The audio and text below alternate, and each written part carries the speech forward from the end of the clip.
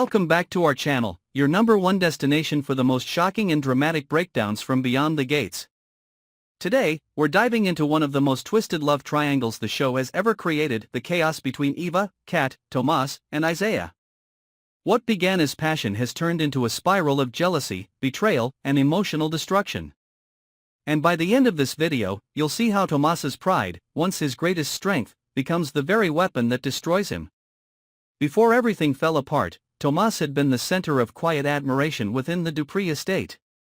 His charm wasn't loud, it was subtle, understated, something that drew people in without effort. Eva noticed it first. She saw in him a reflection of her own loneliness, the way he held himself together even when life cracked him open. For months, they shared fleeting glances, almost accidental touches, and the kind of conversations that left both shaken. But behind Eva's warmth lay a hunger she couldn't control, the desire to be wanted, needed, even if it meant taking what wasn't hers to take. Then came Kat. Sharp, fiery, and effortlessly magnetic. She had always been drawn to Isaiah, the man who never quite returned her intensity. When Isaiah's attention turned toward Eva, Kat's pride ignited. But what no one saw coming was how Tomas, the quiet one, the steady one, became the center of their storm. Eva saw in him escape. Kat saw in him revenge. And Isaiah? He saw nothing until it was too late. Tomas had always been cautious around Kat. Her energy was unpredictable, like a flame that could warm or destroy depending on the wind. She teased him at first the way a cat toys with a bird, but over time, the teasing turned into something darker. She wanted him to choose her, not because of love, but because she couldn't stand losing. The more she pushed, the more Tomas pulled away. It was Eva who caught him in that fragile space, vulnerable, tired, craving peace. They found comfort in one another's chaos. Nights that began with whispers ended with silence, the kind that comes when two people know they've crossed a line. Eva justified it as destiny. Tomas, as weakness.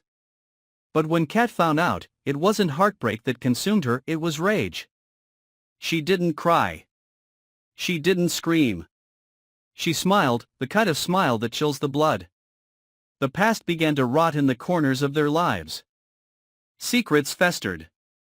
Isaiah, unknowingly, became the prize in a war that wasn't even about him anymore. Eva wanted to prove she was the one Isaiah truly loved. Kat wanted to prove she could take anyone, even the man Eva used to heal her wounds. And Tomas? He just wanted it all to stop. But when pride is wounded, reason dies. The night it all began to unravel, Tomas walked in on something that shattered his self-worth completely. Kat and Eva, together in Isaiah's room, arguing over who meant more to him. They weren't fighting for love, they were fighting for dominance. And in their chaos, they revealed everything. Tomas heard his name twisted into mockery, his loyalty turned into a punchline.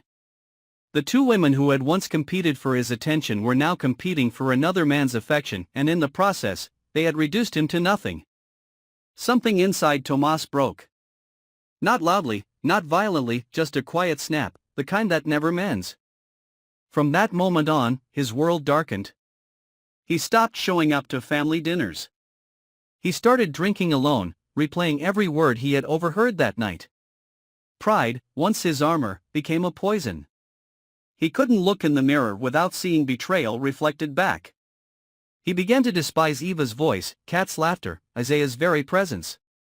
But instead of confronting them, Tomas retreated, letting silence eat him alive. Everyone thought he was fine. He smiled when they looked. He nodded when spoken to. But at night, behind closed doors, the weight of humiliation suffocated him. Every glance from Isaiah felt like pity. Every attempt from Eva to explain sounded like manipulation. And every smirk from Kat reminded him of what he'd lost, his dignity. Little did they know, Tomas was already planning his next move. The following week brought calm, the deceptive kind that comes before a storm. Eva tried to make amends, reaching out with letters Tomas never read. Kat moved on to her next distraction, pretending she no longer cared. Isaiah remained clueless, too wrapped up in his own reputation to notice the cracks forming beneath his feet. But Tomas noticed everything. His thoughts became obsessive, replaying the betrayal in endless loops. What hurt him most wasn't losing Eva or being humiliated, it was realizing that he had never truly mattered to anyone. To Eva, he was comfort. To Kat, a trophy. To Isaiah, invisible. That understanding turned his pain into purpose, and that purpose grew darker each night. He began isolating himself completely, cutting ties with anyone who tried to reach out. His home became a shrine of memories, broken glass, old photos, pieces of the past he couldn't throw away. Every item had a story, a scar attached. And one evening, staring into the mirror, Tomas realized he didn't recognize the man he'd become. He saw a ghost, a shadow carved by rejection and self-hate. Eva visited him once more, desperate to make things right. But Tomas didn't open the door. He just stood on the other side, listening to her voice tremble. The pain in her words should have softened him, but it didn't. It reminded him of how easily she had moved from his arms to Isaiah's, from tears to smiles. That night, he made a choice, not to forgive, not to forget, but to end the cycle. The next day, he appeared at the Dupree estate. Calm, composed, almost serene. Kat was the first to see him. She expected confrontation, but his stillness unnerved her. Eva came next, hesitating in the doorway. Isaiah followed, confused but cautious. The air was heavy with the weight of unspoken truths. Tomas didn't raise his voice. He didn't accuse. He simply looked at them one by one, as if memorizing their faces for the last time. Then he smiled, a hollow curve of lips that carried no warmth. It was the kind of smile that says goodbye without words. Later that night, the news spread through the estate like wildfire. Tomas's car had been found on the cliffside, engine still running, headlights piercing the dark. No one could say what exactly happened, whether it was an accident, a moment of weakness, or a final act of defiance. All they knew was that Tomas was gone, and nothing would ever be the same. Eva collapsed when she heard. Kat went silent, for once stripped of her defenses. Isaiah, for the first time, felt guilt, the crushing kind that eats at a man's soul. In death, Tomas achieved what he never could in life, he made them see. Every glance, every word, every lie they had told now carried his absence. The Dupree estate grew colder, quieter. The laughter faded, replaced by whispers and regret. Eva couldn't forgive herself. Kat couldn't face her reflection. Isaiah couldn't sleep without hearing the echo of Tomas's name in his mind.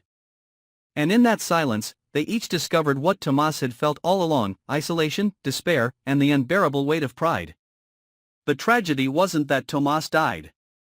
The tragedy was that no one truly noticed he was dying until he was gone. Thank you for watching. If this breakdown left you shaken, imagine what's still to come. Beyond the Gates is only getting darker, and we'll be here to unpack every secret, every betrayal, and every shocking downfall. Make sure to like, subscribe, and follow our channel for more twisted tales and exclusive insights from the world behind the gates.